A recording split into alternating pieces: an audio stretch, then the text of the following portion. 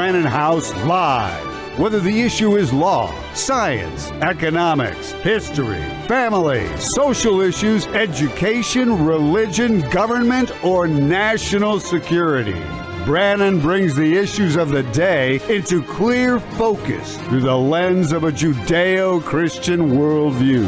And now, here is your host, Brannon Howe. And welcome to the broadcast on this, what is it, January 31st, 2025. Can you believe it? We've got a great lineup. Hey, can one of you guys let Dolly in the studio? I hear her outside the door whining. That's heartbreaking, actually. Do you know what? It's warming up here in the Mid-South. And Dolly got her little kiddie pool brought out today. I should have sent over, in fact, maybe I could do it really quick, send over the video footage of Dolly with her kiddie pool. Let me send it myself. Hello, sweetheart. I heard you out there crying. We've got Tom Littleton on the show tonight. I'm glad you made it. You made it just in time for the show. We've got Tom Littleton on tonight. We've got Wes Peters on tonight. We're going to talk about Mike Pence here in a minute. Did you know Mike Pence? Mike Pence is kissing up to the now to the religious deep state.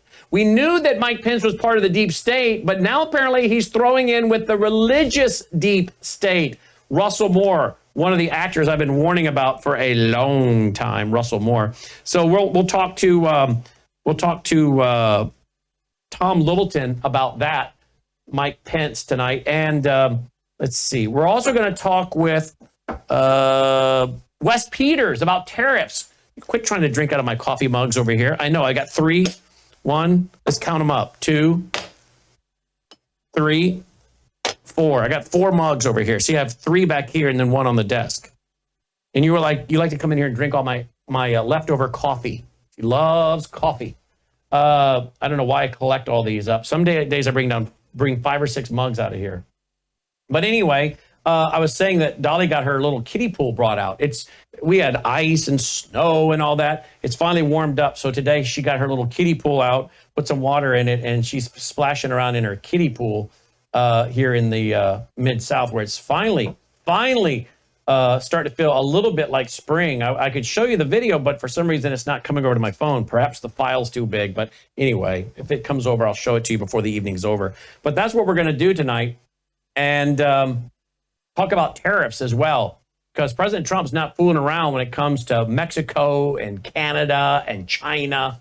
We're going to talk about what does that mean for you? What do tariffs mean for you? All right. Let's see. Caleb, if I were to send you this video, could you play it? You can try. All right. I just sent it to you. See if you. It's not coming through to me for some reason on email. Maybe the file's too big, but I just sent it over to you. And in the meantime, let's talk about a few things before we go to our first guest. Let's talk about this real quick. Bella Grace. I take it every day. You guys know about it. It's one of our sponsors, and then we'll get right into the show. This is not a joke. 80 clinical trials behind it. It's a powerful elixir. We are flooded with so many of you talking about the great benefits you get from it. Many of your doctors are asking, what are you doing?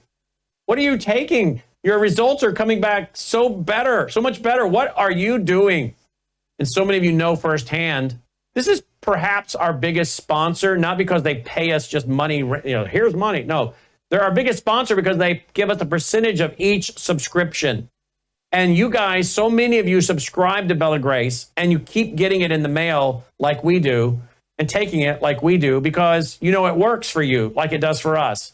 So this is a real product, folks, with real clinical trials, astaxanthin, collagen, high-end collagen, and cat's claw, anti-inflammatory. So get your subscription now. But they not only have the elixir. Remember now, they have the Bella Grace skincare. Melissa loves that. And this week, they announced the restorative sleep gummies with 10 all-natural products in it. Okay? So check it out. And of course, they have the Bella Grace or the Bella Trim all-natural plant-based weight management. So check all this out at melissahousebg.com, melissahousebg.com. And you can also do what we do every day. And I actually did this last night before I went to bed. I took my Swish for Life. It's Numi, swishforlife.com. Swish with it for about 3 minutes. You know what? Melissa said to me last night when I got off the air, she said, I feel like I'm coming down with the flu.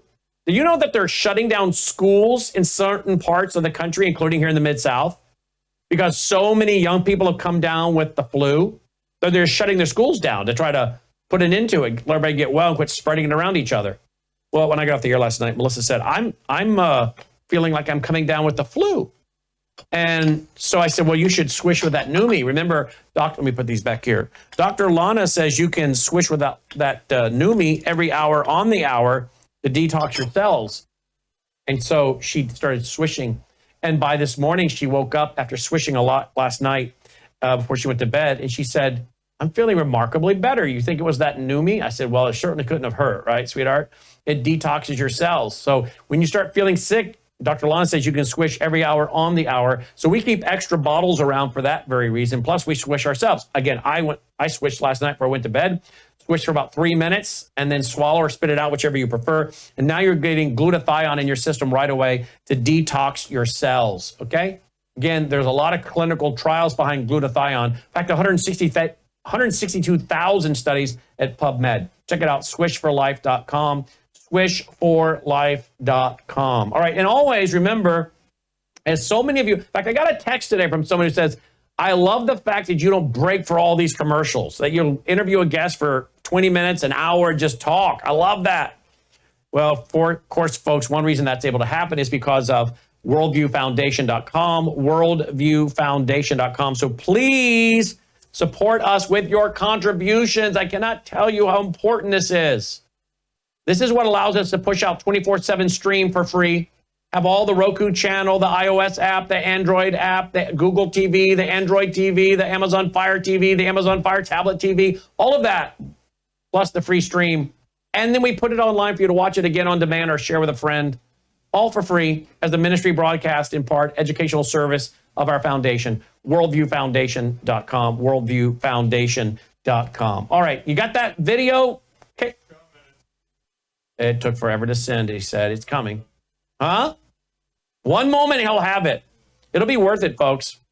I feel sorry for the folks up there in Wisconsin and Minnesota. They're still waiting on spring to arrive. It doesn't mean we can't have a cold snap here. We could still have one, but it's feeling like spring out there last night and this morning. So this morning, I let Dolly out to get some recreation, and she kept trying to jump in Miss Melissa's koi pond. Logan and I built Miss Melissa a koi pond a few years ago. She loves her big kois. I don't understand how those koi ponds, by the way, can freeze. And those fish, they just sit there. And one of them went sideways. We thought, oh boy, he's not going to make it. And then that koi pond unfroze last week. You know, we had a big freeze last week, a week before. And they're fine. But Dolly was getting in the koi pond fish, the koi pond pond. She was jumping in. And so Miss Melissa said, Brandon, can you please put her little pool out for her? Because she's getting in with my koi fish. So I popped out her little kiddie pool, which proves spring has pretty well sprung here in the Mid-South. Watch this where we go to our first guest. Caleb got it. You got your pool out today. You love it, don't you? Yeah. Good girl. Dolly likes her pool. Good girl. Get it, Dolly. Good girl. Good girl. Atta girl. You like your pool? You like it? Huh? Come on, get in. Get in. Come on. Good girl. Yeah. Good girl.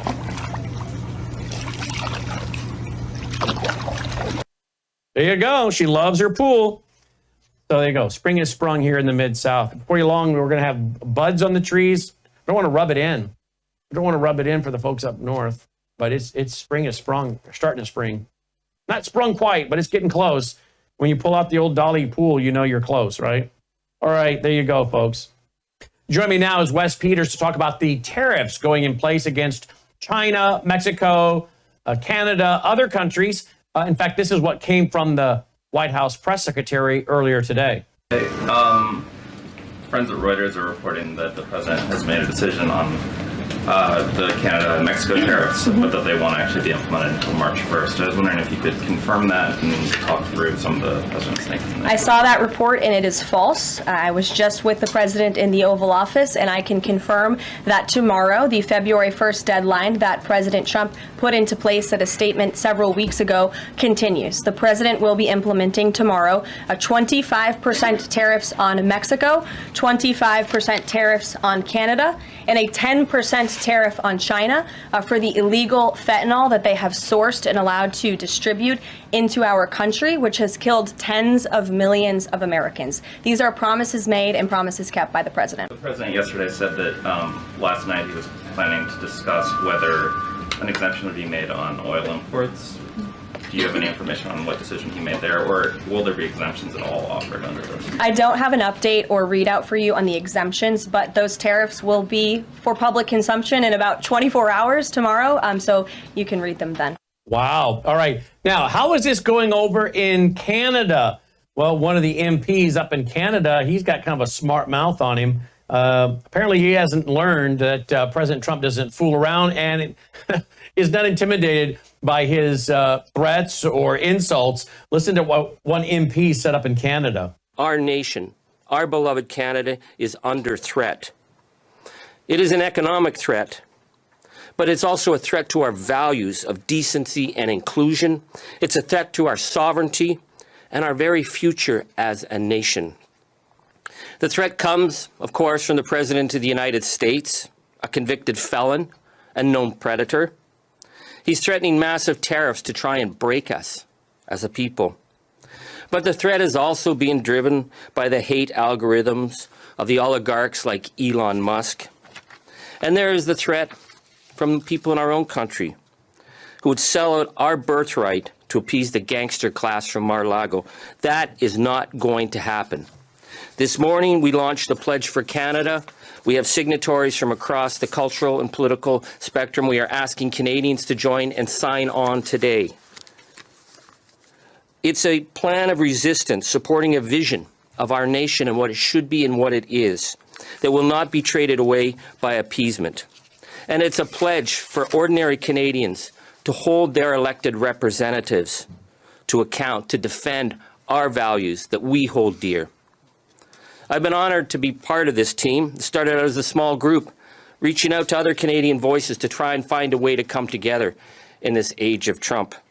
And what we learned very quickly is that Canadians are proud and fiercely determined. We love our country and we will stand up for it. And what we are calling for today is an all-of-Canada approach in dealing with Trump. It's about fighting to protect all of our regions and our jobs, our linguistic, cultural, and Indigenous rights. We will not give up our belief in inclusive democracy, equity, and human rights. We need to combat the foreign interference from both the public and private actors and the manipulations of the digital platforms, and defend our people against the rule of the oligarchs. We must give priority at this time to protecting our environment, to maintain control of our water, and staying focused on fighting the climate crisis. Wow. Okie dokie. Yet, really what this is about is our country. He wants to stand up for his country, he says, and he's, of course, free to do that. But if President Trump wants to stand up for our country, our people, now all of a sudden he takes it as some kind of personal insult? Joining me now to discuss these latest developments is Wes Peters. Wes, welcome back to Brandon House Live. Thanks for being with us. Hey, Brandon, thank you for having me. Boy, these countries, the BRICS nations and everyone, they're getting a rude awakening that leadership is back in the United States. And I think one reason that we're really at this point right now, Brandon, is the United States has had not poor leadership, but no leadership for the last 4 years. And so they've gotten accustomed to doing whatever they want without being held accountable whatsoever. Do you remember when Biden first got in office and he started traveling abroad? Every chance that he had, he would tell reporters that all these world leaders are saying, "Oh, the U.S. is back. You're back." Like, thank God Trump's gone and now the U.S. can get back to normal. Well, normal prior to the Trump administrations was the United States letting these other countries take advantage of us on trade and a lot of other issues as well. And Trump has made it very clear here in the first week that it's not going to be business as usual, that we're going to hold these countries accountable, and he's willing to use these tariffs. And now we just get to play the wait and see game. Let's see how they're going to counter, and we could get into an all-out, full-blown trade war. But, maybe it'll get them to the negotiating table where Trump can ease these tariffs and we can actually accomplish something and no longer be taken advantage of around the world on all fronts. Indeed. Now, explain to our audience, we got a lot of young people that are starting to tune in, more and more of a young audience, and maybe they don't understand what tariffs are. Explain when they're talking about putting a 25% tariff on Canada, China, Mexico. Explain what that means. Well, they're going to tax when those products come into the United States. They're going to pay a tax on them, essentially. And what typically happens is that can lead to significant inflation here in the United States. When they do their counter tariffs, so it can lead to inflation. It can lead to supply chain issues, and it's not good for either side. Typically, tariffs are used as a bargaining tool, but it's a tax on goods. Apple makes, all the components and everything that they need to make their Apple products. A lot of those components come from China, and those components are going to cost Apple more money when China slaps tariffs on those products. And so Apple will have no choice but to pass that cost on to the consumer. So Apple products could cost a lot more. Which could slow down Apple's sales. So it has a ripple effect through all the economies, our economy and the economies in the other countries as well. So really, it's at the end of the day, it's a tax. But President Trump's agenda is that these countries charge us tariffs, and they want to import into our country, or export from their country into our country, and sell their products to our people. And of course, we might be manufacturing things and sending them over to their country. He's just simply saying we need to have a level playing field. You can't come to our consumer base, the United States of America, and make a bunch of money off of us when you're penalizing us when we ship products to you. There has to be an even playing field. Is that what's going on here? An even taxation between the countries. Exactly. And, Trump has a business mind. And again, he wants equal. Hey, let's have a fair, level playing field. And it has not been for years. I mean, there's certain countries that we can't sell our cars that we manufacture here, which a lot of cars are manufactured in other countries. But, there's a lot of products that we can't get into other countries. And he's just asking for a level playing field. And he's willing to put these tariffs on to get them to come to the table and negotiate and work out a fair deal for the United States. Because, we're footing the bill in a lot of different fronts around the world. And he's saying the U.S. is going to be America first. And if you want to do business with us, you want the United States to be open for your markets, then you're going to reciprocate and we're going to have a level playing field. So it's going to be interesting. Like I said, it's going to be the wait and see game and how quickly that these other countries get to the negotiating table and they try and hammer something out. And I think, Trump's the tariffs, but at the kitchen table, things could cost more money. Now, Trump's saying we're going to bring in a lot of money, obviously, from these tariffs, but I don't think that's going to offset, the kitchen table, a middle America kitchen table.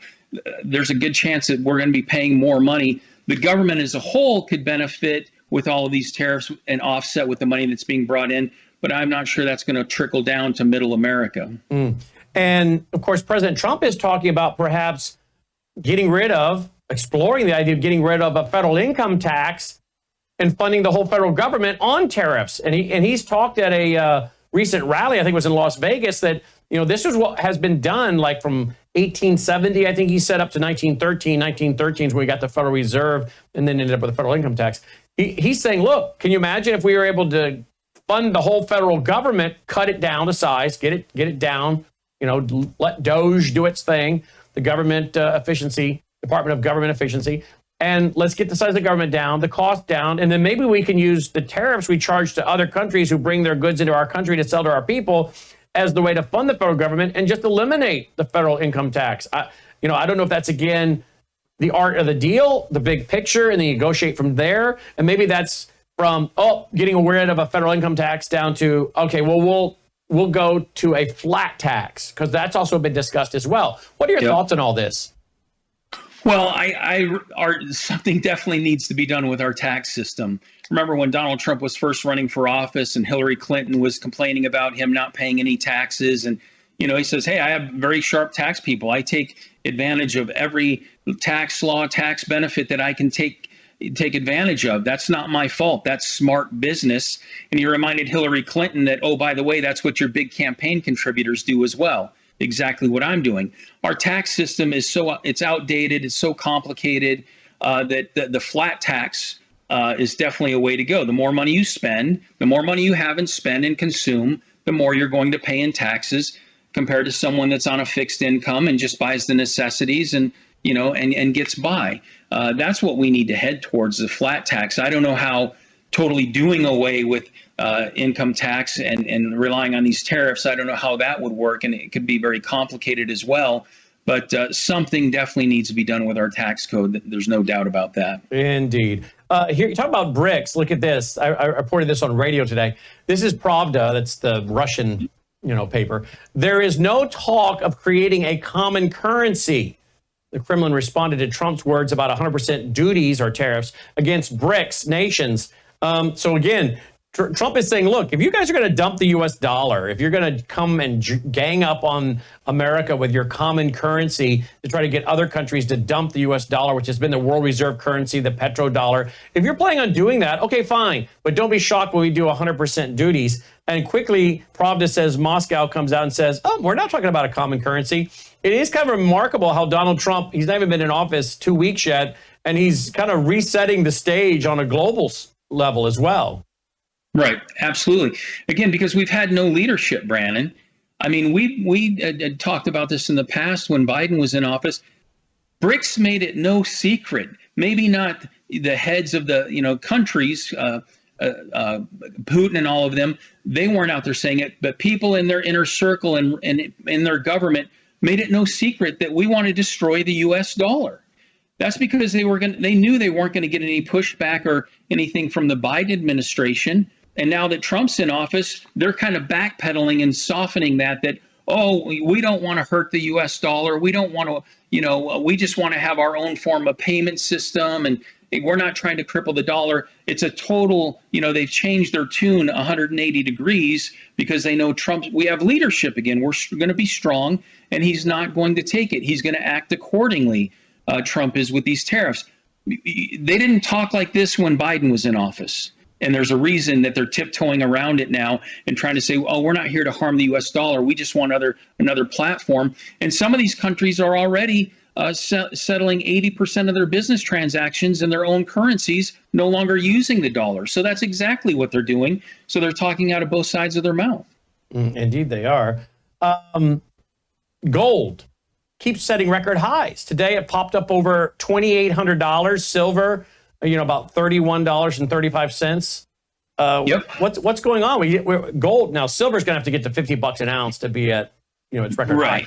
But gold, that's a record high. 2801 is a record high today, right? Absolutely, and it just pulled back just under 2,800, but it's right $2 off. It's knocking on the door. All these geopolitical tensions, the Fed holding off on lowering interest rates, a lot of instability, a lot of unknowns. And again, gold is the number one safe haven investment. If the Fed does continue to lower rates later this year, maybe only twice, but every time that they lower those rates, that's good for physical gold. Also, there's fear that there's going to be tariffs and tax on gold, getting gold into the U.S. So a lot of people are buying up gold before these tariffs go into effect, getting it here in the States, especially in New York. So things are aligning very well for those that currently hold physical gold and silver. Talk to me about this. What do you say, particularly New York? Why did you single out New York? Well, that's where the commodities, the exchanges and the markets are. And so they're stockpiling and loading up because they're afraid that here after tomorrow and they put in these new tariffs and taxes on us, that there could be taxes on it. So they're trying to stockpile and load up before that happens. Okay, so you're saying that that some of the central banks or the Yep. commodities dealers that buy and sell gold, they're getting some of their shipments from out of the country to then turn around and sell to the American people, and they're concerned that there's going to be tariffs added to those purchases. So they're going ahead and locking in a contract right now. So they're on the phone locking in a contract and looking for shipment of the goods next week, which it won't matter what tariffs go to. If they can lock in a contract today, then those precious metals can be shipped over. When that's done, is that physically shipped over, or is that just a paper promise and it's people trading paper, or both? No, a lot of it is physical. Yeah, they're loading up on physical metal. Absolutely. And it's coming in from what countries mostly? That I'm not as sure of. Probably all around the world. There's a big demand for it, so it's coming from wherever they can get their hands on it. I'd have to research that a little bit more on these recent purchases, where they've been coming from. But yeah, it's the physical market. And again, we talked before, Brandon, about if you want a safe haven investment, you want physical metal. You don't want paper. You don't want to buy an ETF or GLD or SLV. You don't want to own it on paper because you'll never be able to take delivery of those ETFs. You want to have the actual physical metal. So when you're saying when the music stops, there's not going to be enough gold to go around for everybody that has it as a promissory note. Correct. Yep. Yeah, it's a fact. They've sold more gold and silver on paper than there is physical metal to back it up. It should be illegal. Because if they had to supply all the metal for all those contracts, if those contracts were all called in at once, there's not enough physical metal to back those contracts. Which means those people that can't cash their paper in for the physical, their paper's worthless? More or less, yeah, correct. As far as turning it in for gold, absolutely. Are they hoping that the company they bought it from was going to send them their dollars back? Yeah. We can't deliver your gold. Here's your money. And that's if that country is solvent and still in business, right? Correct. Yep. Yeah. But now, if you want to put gold into your IRA, that's different, because then you're having the physical gold actually stored in a vault with a depository in Delaware, and it's not mingled with everybody else's. It's on a shelf marked specifically with your serial numbers, and that's yours, that you could actually at some point pay the taxes on and take physical custody of if you wanted, correct? Correct. With an IRA, we actually buy physical metal, whether it be bars or coins. It's shipped to a Delaware depository. It's stored in their vault. It can be commingled or it can be segregated storage. Segregated means you'll have your own little spot for it. You pay a little bit more for that. Otherwise, it's commingled. But when you take delivery of that metal, even if it's commingled, you're going to get exactly what you purchased. So they go into a big room and they pull it and fill your order and ship it off to you. So yes, with the precious metals IRA, it is physical metal held there for the client. They can take possession of it at any time. It would be shipped directly to them, registered and insured, delivered to them. They do pay the shipping cost to have it sent to them. That would be a taxable event. Let's say they want to liquidate. They want to get out of the metals market. They need money. They want to liquidate for whatever reason. We liquidate it. We cut a check. Again, a taxable event. We send the check to them. So there's a lot of flexibility with the precious metals IRA. I have clients that did an IRA 12, 14 years ago, back when they were working. Occasionally, I'll get a phone call or an email saying, "Hey, Wes, we've retired. We're living on a pension and Social Security now. We need an extra $1,200 a month to pay our bills." So I'll reach out to them, and we'll typically sell 3 or 4 months worth of gold and silver at a time, leave in a cash position in the IRA. They let me know what day of the month they want that $1,200 to hit their checking account. And like clockwork, that money will be deposited into their bank so they can pay their bills for the month. About 3.5 months later, we do that again. We sell 3 or 4 months worth of gold and silver, leave it in cash so those payments can continue. Required minimum distributions. At age 73, our government makes you start taking money out of an IRA, whether you need it or not. Our clients, if they don't need the money, we can satisfy that RMD by sending them physical gold and silver for that, roughly that amount, or we can sell that amount of gold and silver and cut them a check if they could use the money. So there is some flexibility with the precious metals IRA that you don't have with traditional type investments. Now, the reason that's very fascinating is if we get into a situation with tariffs and we start seeing, this tariff war, and again, these countries start tacking this onto each other's goods coming into each other's respective country, those, truck people make trucks, people that make, computers, Apple phones you've already referenced, they're just going to raise the price of their goods. Okay. So now we have inflation, and inflation can come from lots of different ways, but this, of course, money creation, or now just flat, you have to raise taxes prices to offset taxes. If that happens, goods go up, right? Goods go up. Now your client who's sitting with let's say they put $100,000 of their IRA into physical gold. Now we've seen gold go up, from what? Like 17, what was it recently? It was around, it is set around $1,700, $1,800 for the longest time. Yeah. Longest time, $1,700, $1,800 forever, right? $1,500, $1,600, $1,700, $1,800 forever. And then it starts to move. Well, those people that bought in, they're now, what they've done is they've been able to offset the cost of inflation. In other words, they've preserved their purchasing power. And even as they take cash every few months, like you're saying, they're still leaving what's in there to keep up with the inflation, so their dollars are not being debased. So for someone on a fixed income, this is really important. Yeah, absolutely. Absolutely. And people need to keep in mind, the more expensive things get, the more inflation there is, the worse things get geopolitically, the better gold and silver is going to do. And, I know I've told you this story before, Brandon, about the lady that was in our office in the conference room, that she had $300,000 in a brokerage account, and she put $100,000 into gold. And when I took that check from her, I kind of held the check up and I said, now let's pray this is the worst performing investment you have. And she was trying to snatch the check back out of my hand, saying, why in the world would you say that to me when I just gave you $100,000 for gold? And I said, I held the check up. I said, now, ma'am, keep in mind, if this $100,000 is the best performing investment you have, how do you think your $200,000 that's still in the stock market, how well do you think that's doing? How well do you think the money that's in your 401k that you still have, how well do you think that's doing? I said, this is a percentage, a smaller percentage of your net worth that you're putting away for insurance and a backup plan. That's what this is for. Worst case scenario, use those other investments to make money. And this is your backup plan. And after I said that, it made a little more sense to her, and she's a little more relieved, and had a better understanding of it. So I bet she did. Whatever.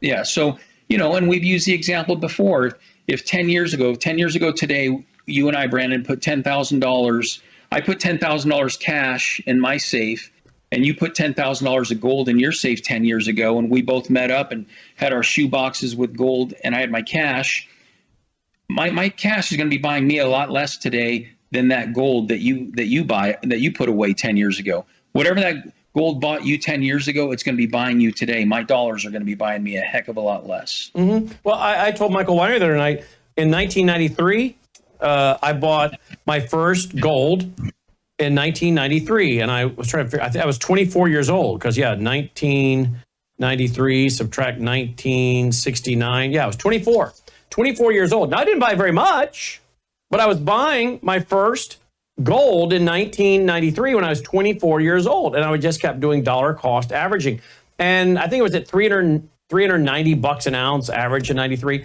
and I think it went down to like $250 under George W. Bush. I didn't fret. I didn't think, oh no, right, because I bought it for the long term, right? So do you think I'm fretting at $390 when it went to $250 under George W., when now today it's at $2,800, and I've been doing dollar cost averaging all through, since 1993? Why would I be fretting about that? No. Yeah. But here's the question.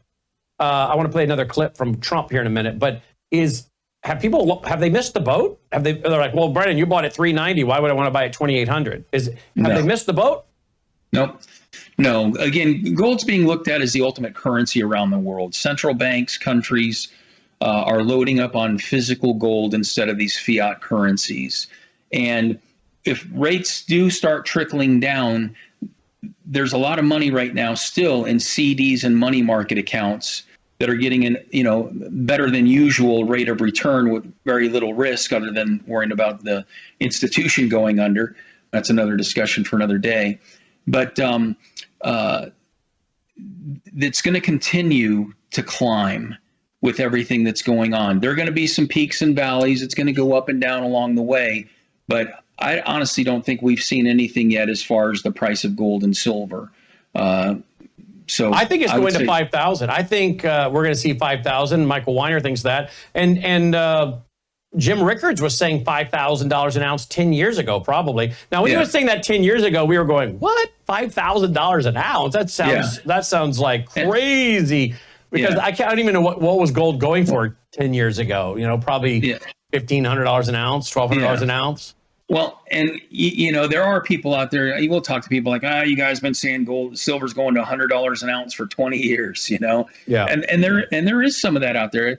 And there are people that for years have been making these, you know, pretty aggressive predictions on where they see the price of gold and silver going.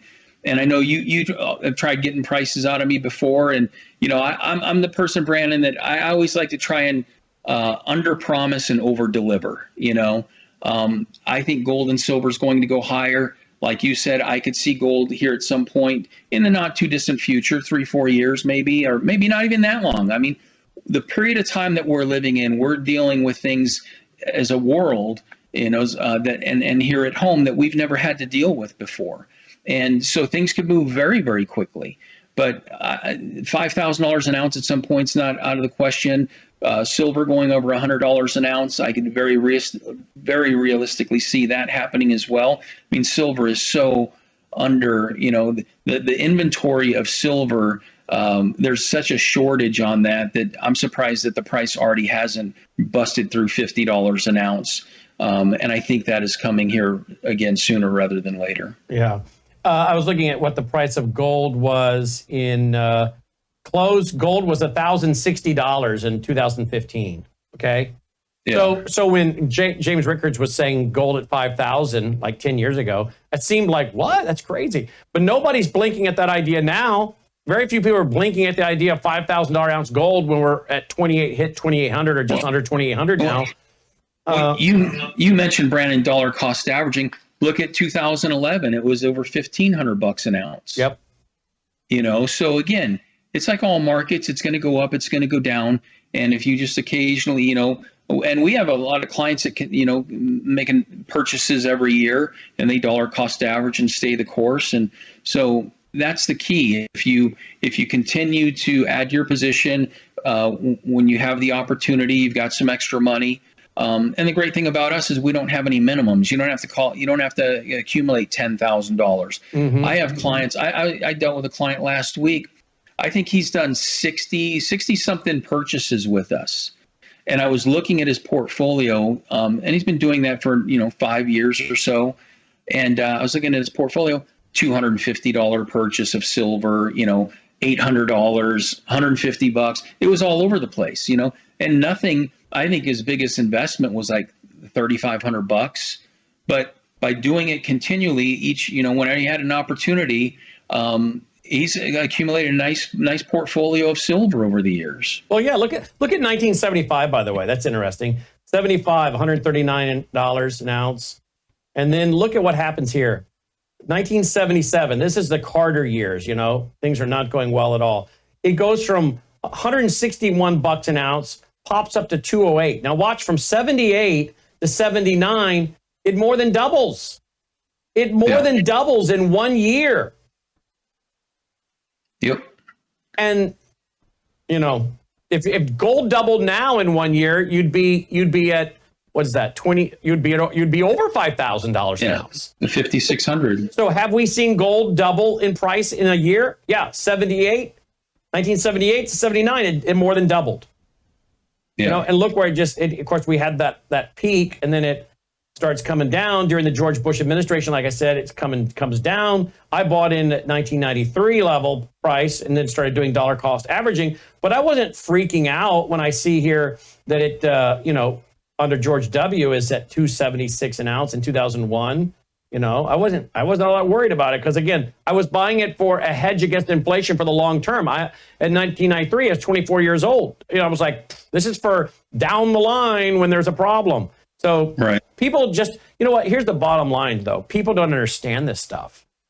They Yeah. don't. And yet Well- that's because the people that run our educational system don't want people to understand what is real money. Yeah. Paper dollars Well- is not money. It's a medium of exchange, if you will, but it's not real money. It's not wealth. The Bible describes wealth as land, houses, cattle, gold, silver, right? And you mentioned silver. Silver still got to go all the way $50 to get even with its all-time high. Right. Well, and keep this in mind too, Brandon. You know, people are raising the kids, the family, the career, the job, whatever. They're trying to do the best they can. They turn to an expert, a stockbroker or financial advisor to manage their retirement and their investments for them. And that's one of the things that we really fight is these folks that we compete against. They're anti-gold and silver. They've been brainwashed. They've been brainwashed by a propaganda. The same propaganda we see in the pro-vax world, the same propaganda that we saw under COVID, the same propaganda we see in our educational system is the same kind of propaganda going on for the purpose of manipulating people in the financial markets. People are manipulated by greed. These people are being the greed of the power brokers manipulates the lay people who do not understand the system because our educational system has been designed to make them fail. Education today, I've said for 30 years, is planned failure, intellectual slavery. Because if you're not educated, you're easily controlled. And then they fleece you.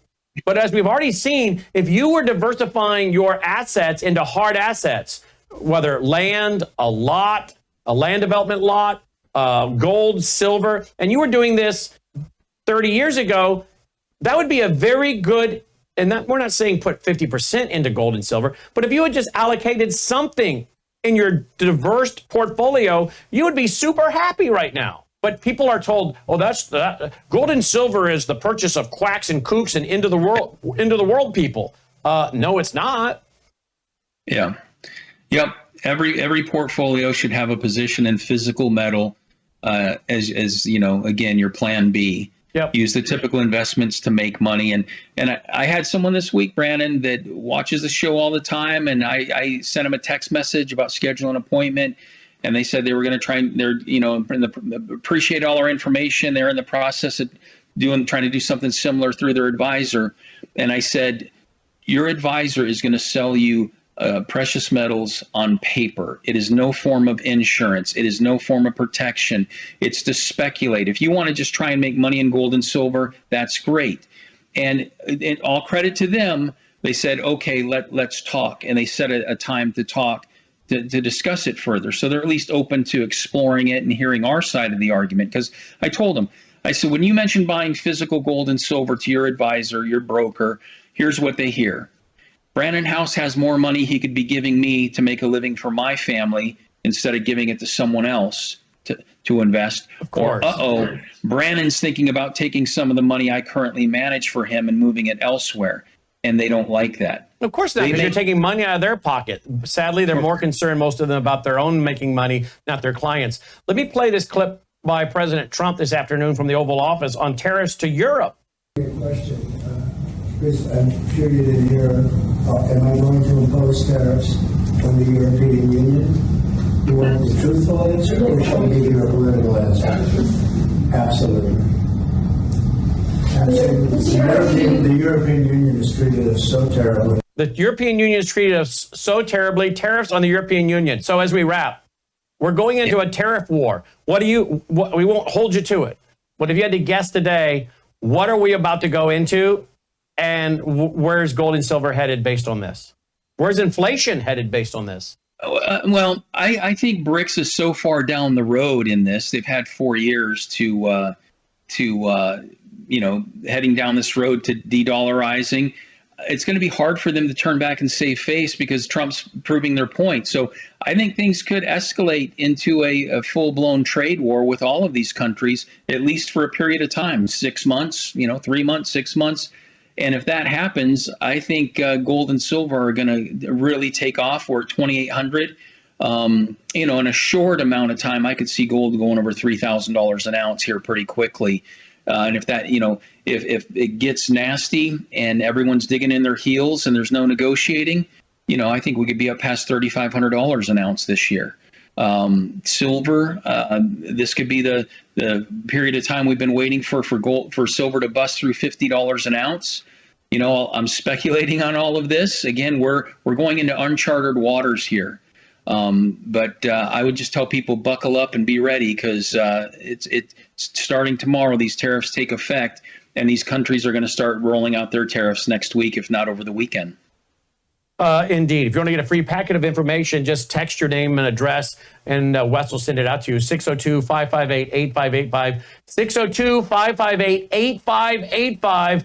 The economic and tariff war is underway, and we'll be watching it and bringing you analysis with the help of my friend of 16, 17 years, Wes Peters. Thank you, Wes. Hey, thanks, Brandon. Have a great weekend. You too, my friend. Wes Peters checking in. Again, just text him your name and number. He'll send you that free packet, no obligation, free packet of information. 602-558-8585. 602-558-8585. What do you got to lose? Just get the packet, read it, and then go from there. All right? All right, folks, before we continue to our next guest, Tom Littleton on Mike Pence, throwing in now with the religious deep state, Russell Moore particularly. Let me take you to this video, or to this website they were just showing. MelissaHouseGPA.com. Melissa House GPA stands for Global Phytoplankton Alliance. I do drink this every day. I do the trifecta, the Bella Grace every day, the Numi every day, and the Gatatana every day. And again, I also give half a scoop of this every day to Dolly, because it's loaded with antioxidants. It's loaded with trace minerals, 5 very important trace minerals for animals. And again, I show you this because here's a cat, Binks, that had a tumor in its eye, got on the Gatatana, tumor gone. And I'm trying to get it so that Dolly will live a long time and not die from cancer, which most of my labs end up dying from cancer before it's all over. So I order it, and I take half a scoop for Dolly every morning in her food. I take a full scoop in water. And 1 scoop is the equivalent of 90 billion plant cells. We've told you guys many times what is in this drink.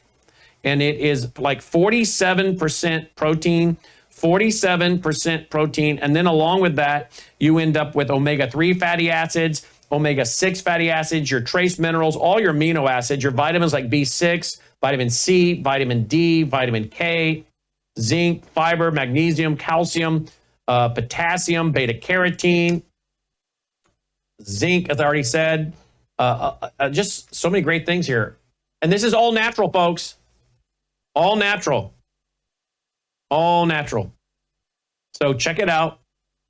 MelissaHouseGPA.com. There are 10 clinical trials behind this, or maybe 5, I think 5 clinical trials behind this as well. So you can check out the science behind this as well. The science overview is a beautiful PDF right there.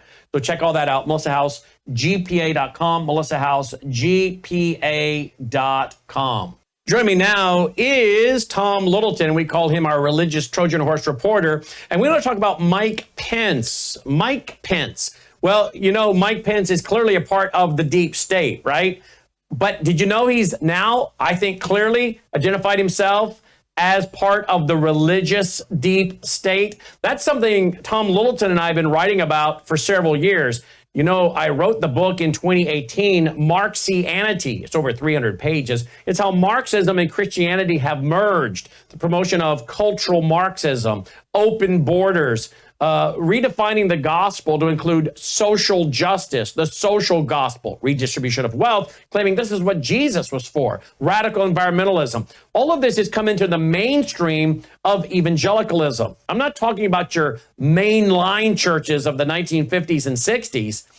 I'm talking about your mainstream evangelical churches and church denominations, groups like Together for the Gospel, groups like the Gospel Coalition, groups that even John MacArthur of Masters College and Seminary and Grace to You has promoted and put on his platform, and put those people on his church platform over and over again.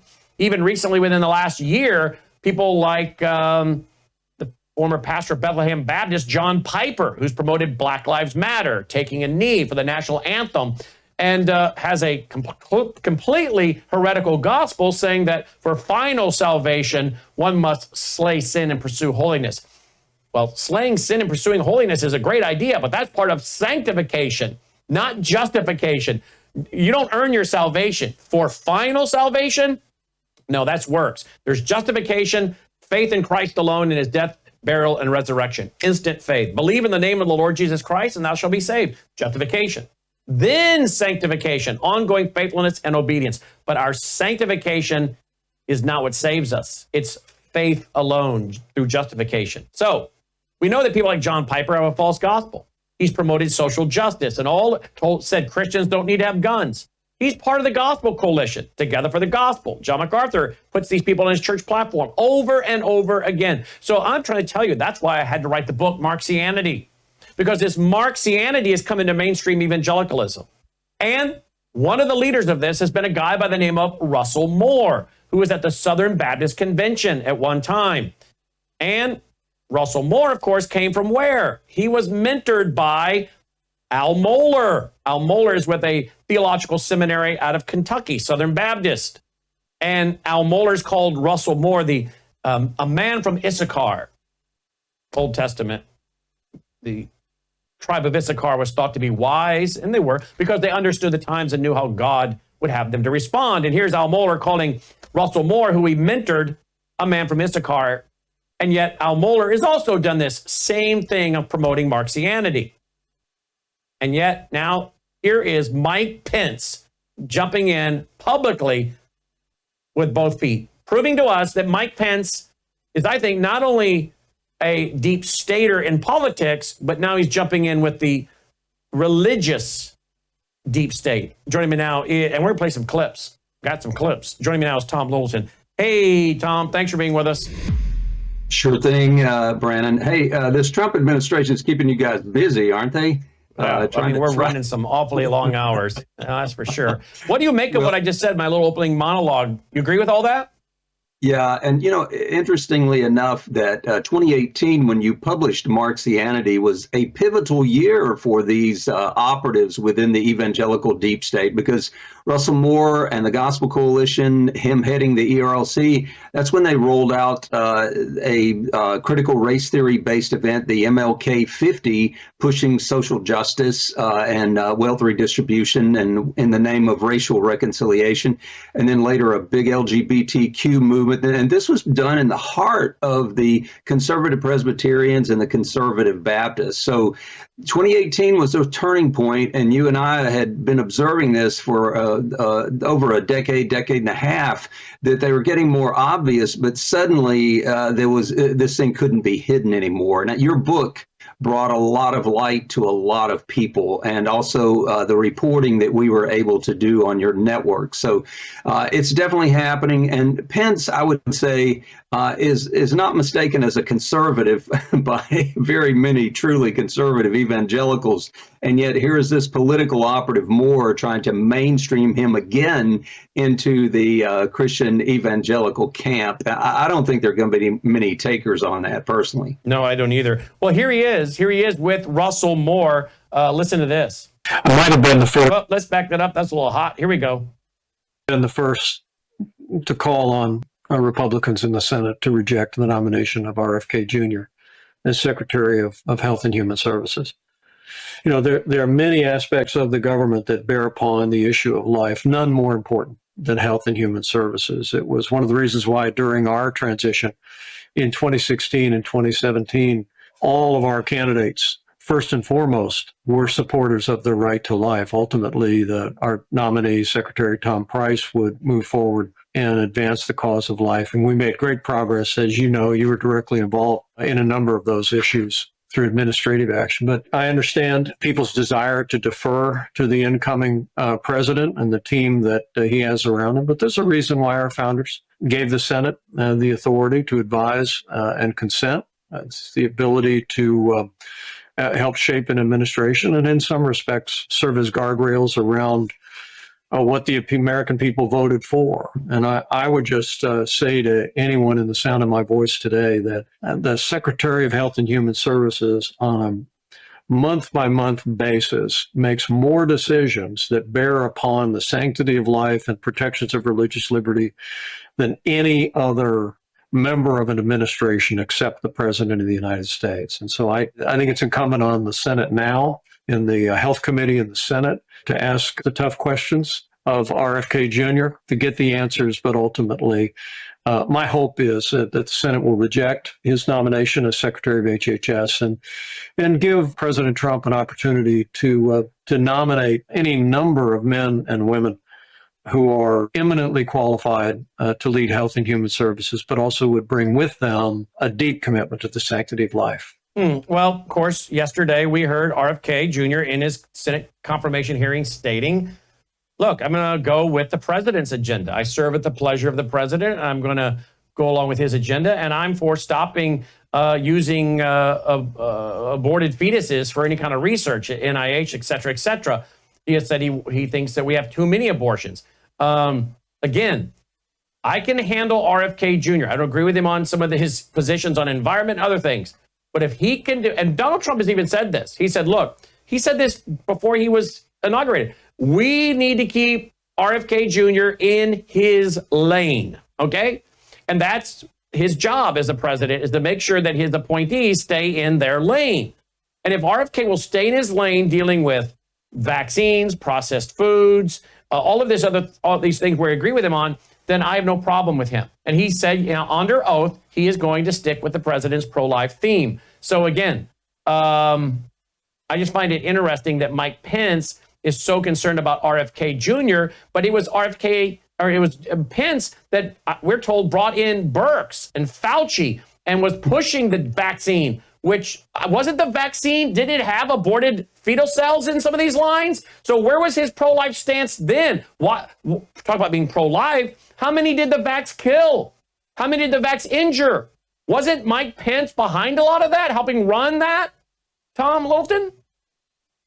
Absolutely. Pence really showed his colors during the beginning of the pandemic, and not just over the election issue, but clearly over the vax and the misinformation that the government was putting out, the CDC, the operatives that were brought in. And, most of us have really felt like the Trump administration was being played severely during that time into the lockdowns and everything. And we see Pence emerging within that camp that was part of the play to destroy the American economy and to basically erase all the gains that the Trump administration had brought about. It's interesting in this interview, when I listened to it, Pence is trying to dance around his days with Trump. I remember he appeared at the Southern Baptist Convention in 2018 and spoke, and I was there as a reporter for Worldview. And if you recall, they had Pence, and Moore and all these other guys were acting like Pence was the enemy because he was Trump's vice president. But they didn't want him there. Some of them didn't want him speaking, and all of a sudden Russell Moore wants to kiss up to Pence. Right. And so these guys are just, that's what they're playing. They've got their finger in the wind, the political winds. And, that just lets you know that, of course, Russell Moore is a Democrat and worked for a Democratic congressman. But, this guy Pence is like the face of Rhino Republican. And what he did on January 6th, January 7th, everybody knows that was a major fail for the true conservatives. And then he's been a key figure in the part of the January 6th narratives, this insurrection narrative, which is totally false. And so they play that up in this video as well. In fact, here's a clip. Here's that clip. I got it right here. Here we go. How will you feel if on January 20th or sometime in the first weeks of the administration, the rioters who breached the Capitol and threatened your life and beat up police officers are pardoned? For people that were caught up in that moment and did no violence, but found themselves swept into the Capitol, I understand.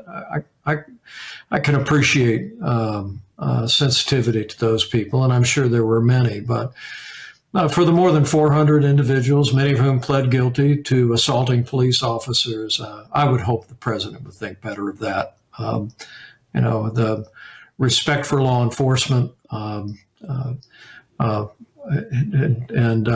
a lesser extent, just the respect for our seat of government, the United States Capitol, is something we ought to reaffirm. And so I hope the president would not pardon anyone who engaged in violence against police officers or vandalized the U.S. Capitol. But again, I would have a generous attitude toward people that may have been caught up in the moment, but engaged in no violence that day. Okay, he's asking all the wrong questions. What he needs to be asking is, who opened the door? Mike Pence acts like they somehow powerfully overcame the magnetic doors and broke in. Those doors were open. Pence should be asking, who opened the doors? Pence should be asking, why did Nancy Pelosi deny all the security that they needed? He should be asking, why did police say, come on in, but respect the property, and doing selfies with people? Pence should be asking, who were all the masked people whose faces we can't identify, who were breaking the glass when patriots were going up and saying, don't break the windows of the Capitol, stop doing that? Who were those guys? One of the congressmen up there on the Hill tells us that he has information that there were dozens, and now I guess we know it's come out, dozens of FBI informants or agents or their people that they hire up on Capitol Hill involved in this and agitating for this. Then we need to ask, why did we have the Capitol Police or whoever that was posing as Capitol Police firing flashbangs and rubber bullets at people? Why was there, this seemed to be an absolute setup, and Pence is asking all the wrong questions. Now, again, some of these people were pleading to things because they had no choice. Here's the deal. Go to jail for a gazillion years or plead to this and go for 2 years or 17 months or a year, whatever. So he's acting like people were going around beating up police. I don't see that. Did you see them beating up police? To the contrary, I saw a couple people die that day. One shot Ashley Babbitt. Mrs. O'Boyle was beat and died. I mean, Pence, is he really this lacking in knowledge of what happened that day, or is he just a very dishonest person?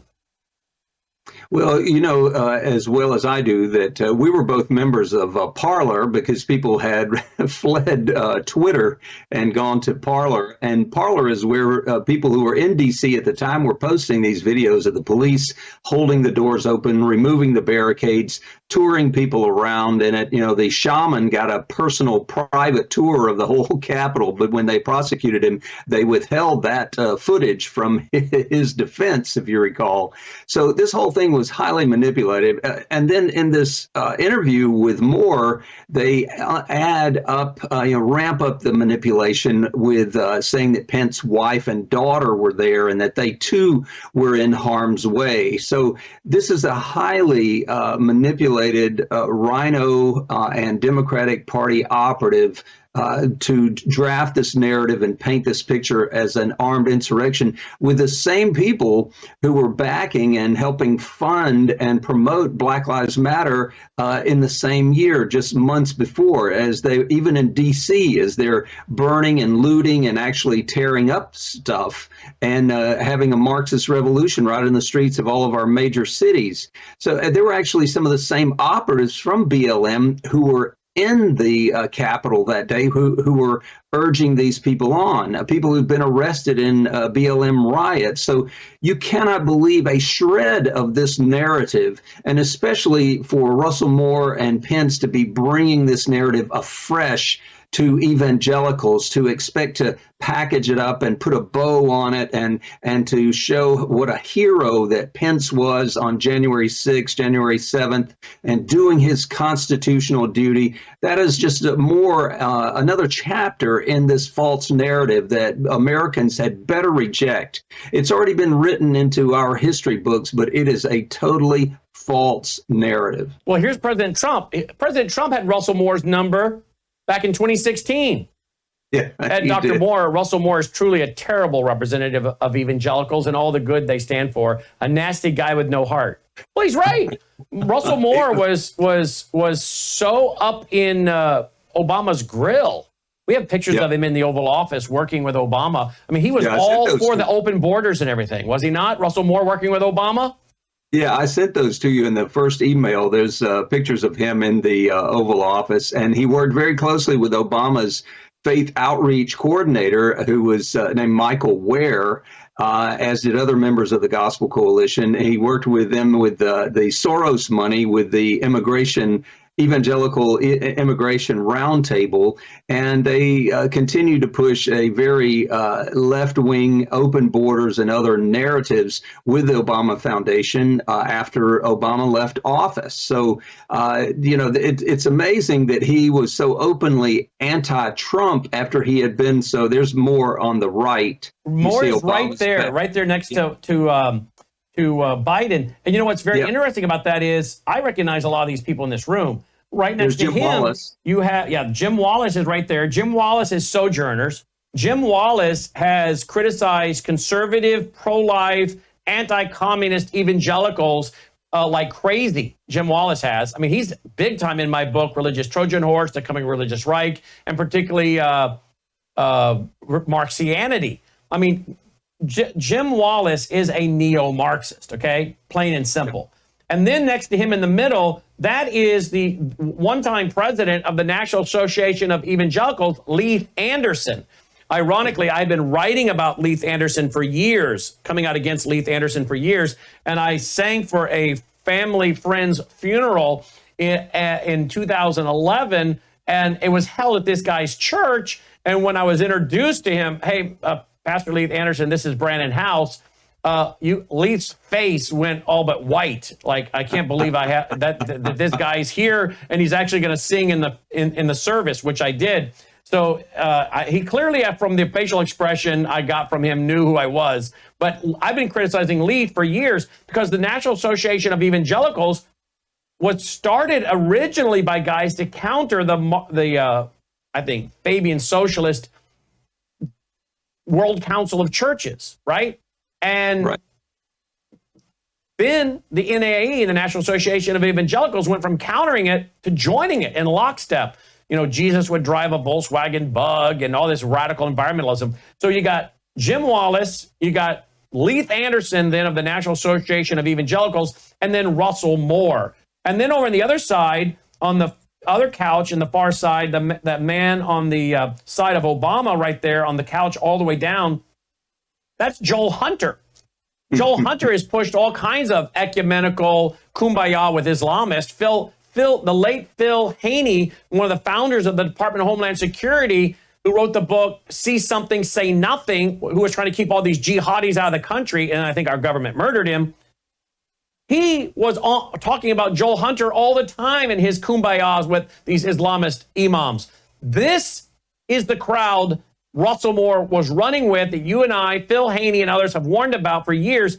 And now he wants to be buddy-buddy with Pence. And Pence is either too stupid or too complicit now with the religious deep state to see what he's doing. But I think he's complicit. I think he knows exactly who Russell Moore is.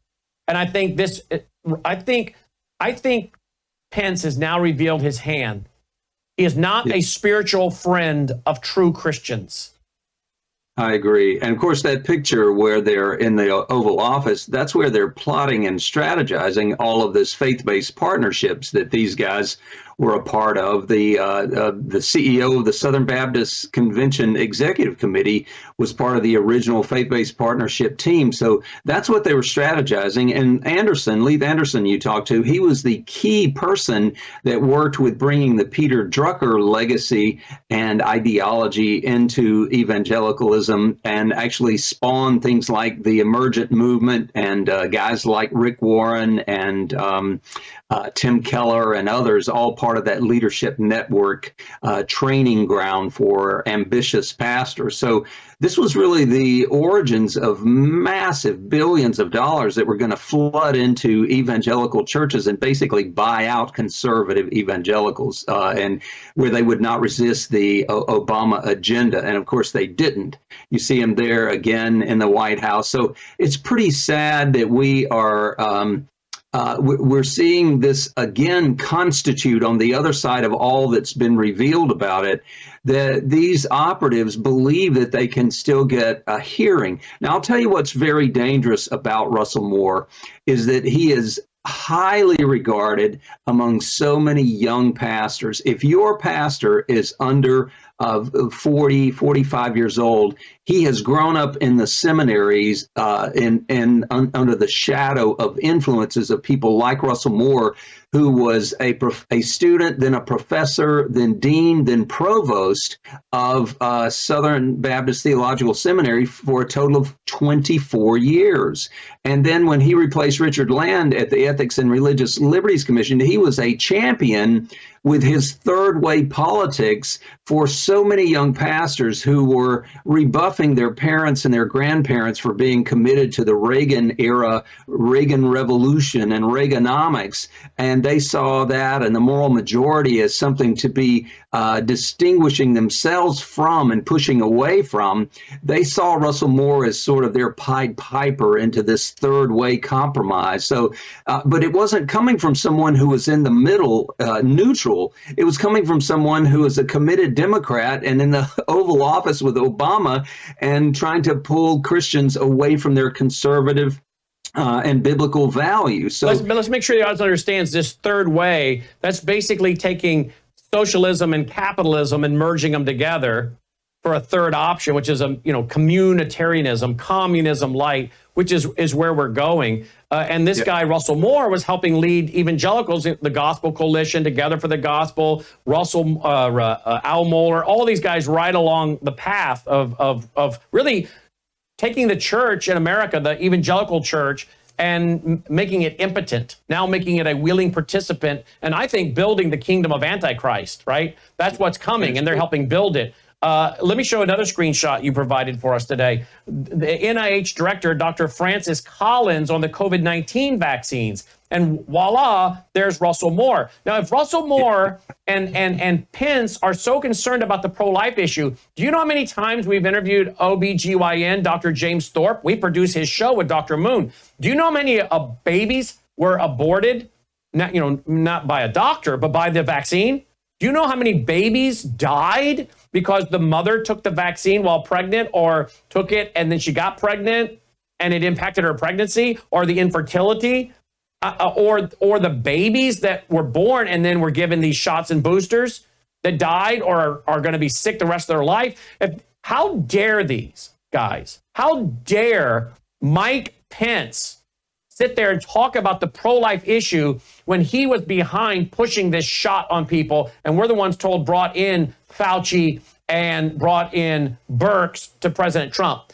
Now, if that's not true, Mikey Pence is welcome to come here, but I highly doubt he has the courage to do that, to face the music live and debate the issues. So that's very troubling. Here's another one, COVID-19 vaccines. There's Russell Moore again pushing those things. Francis Collins, Russell Moore, host evangelicals and COVID-19 vaccines. There you go. Anything you want to say about this before we close? Of course, beneath Russell Moore is the then editor of Christianity Today, Timothy Dalrymple, I think is how you say it, which now Russell Moore is the editor-in-chief at Christianity Today, pushing all this stuff. And then you have this guy, Jamie, on the bottom left under Collins, who is head of this disaster, basically a master's program on training FEMA advocates and helpers within the evangelical church that is at Wheaton. Of course, we all know how much that Francis Collins has been exposed since all this time when they were pushing the vaccine.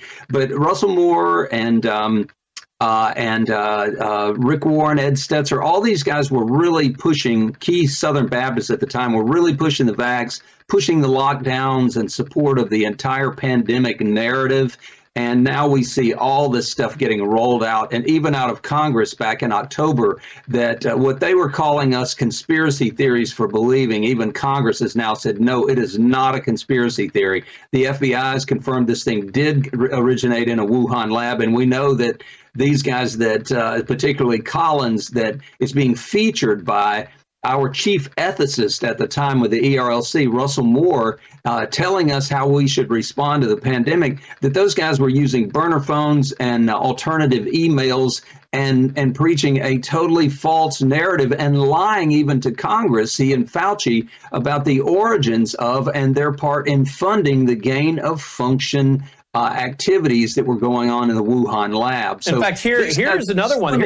Here's more with Michael Weir, who worked for the AND campaign, which we did a whole show on that. And that Michael Weir was big in the Obama administration. Every time you turn around, you find Russell Moore with an Obama person. And now Mikey Pence hooks his wagon to him. Again, Moore has been a Democrat pretty much his entire life.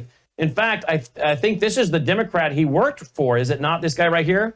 Yes, Gene Taylor, who is a Mississippi Democrat, and Moore in college was in political science. He wanted a political career himself, and he worked for this U.S. congressman for quite some time. I think when his own political ambitions withered is when he decided to go the way of being this public theologian, and he was taken under the wing of Al Mohler. And make no mistake, Al Mohler, one of the most strategic and influential theologians from the neo-Calvinist camp within the Southern Baptist Convention, is the mentor for this guy. He trained Russell Moore for 24 years, employed him, and then, as you said, called him a man from Issachar, as he put him out as the head of the ERLC. That was 8 years of terror that Russell Moore was able to torment Southern Baptists and try to shame them daily for voting conservatively with their convictions and not voting and following his third way narrative. And eventually Moore got in trouble with his anti-Trump stance because more and more evangelicals and Southern Baptists in particular called his hand on it. So he was let go from the ERLC in 2021, only after he had helped launch this influence of the AND campaign, of Revoice, which is a big LGBT inclusion movement. And also more in 2018, 2019, helped launch the Me Too movement, what they call the Church Too movement within the Southern Baptist Convention, which has decimated the Southern Baptist Convention and brought it under DOJ investigation and cost it tens of millions of dollars in paying for investigations and task force and independent reports. And basically, the Me Too movement has left the Southern Baptist Convention and its mission program shredded. It has all but destroyed the executive committee of Southern Baptist Convention. Well, I think that's God's judgment on the Southern Baptists. It's been Southern Baptist Convention hasn't been worth a pitcher of warm spit for decades, sadly. Certainly not since the 1990s. 1996, I think it was, when they couldn't pass a resolution condemning Freemasonry, and actually passed a resolution saying aspects of Freemasonry were consistent with Christianity. I think that's when God started removing his hand, and it's gone down the toilet ever since. So good riddance to the apostate Southern Baptist Convention, who, by the way, so many of their deacons and elders are Masons, which of course means they've bowed the knee to the worshipful master in the lodge, opened their shirt with a blindfold on, and said that they're lost in darkness and need the light of Freemasonry to save them. And then they work their way all the way up to the Shriners, where they literally wear a little red hat with a crescent moon and a sword of Islam and swear an allegiance to Allah, which we know is really Satan, because you just look at the descriptions of Allah in the Quran and Satan in the Bible, and they're the same. So, you know what? The Southern Baptist Convention, I left their Southern Baptist Convention church probably 10 years ago because the pastor of the church wanted to talk about, I surrender all to Jesus. I surrender all, commit to Jesus, and to cough up your 10% of the church, which is not in the Bible. That's the tithe of the Old Testament. For Israel as part of their civic and ceremonial law, and it's actually more than 10% when you combine the first, second, third tithe. But I'm like, you know what? You say you're all for Jesus. Don't you have a couple deacons that are going down to the lodge and part of the Freemasons, which is a cultic, mystical occult? Would you ask them if they're members of the lodge? No, I will not. But I thought you were all about surrendering to Jesus. Up until a point, I don't want to confront the people that gave me my job and were in the pulpit committee, Brandon. These are the guys that hired me. You want me to ask them if they're lodge members? No, he didn't want to ask them that because he knows the answer. There's a Facebook page showed they were members of the lodge. So Southern Baptist Convention, by and large, I know some good Southern Baptist pastors, but there's not many left. The denomination's compromised. And in fact, the good Southern Baptist pastors that stood up to this, tried to pass the resolution against Freemasonry, they were not successful because the Freemasons sent all their people to that year's convention to vote this thing down. So I think it's been a denomination in decline for several decades. But the point is this, in closing, a lot of people are like, why do we care about this? Well, first of all, the Southern Baptist Convention is like the largest Protestant denomination in America, number one. Number two, it shows that the religious deep state and Satan have been penetrating mainstream evangelicalism, which historically, it's the mainstream evangelicals that put Ronald Reagan into office, that put a lot of people in office over the years to fight socialism, to fight open borders, to fight communism.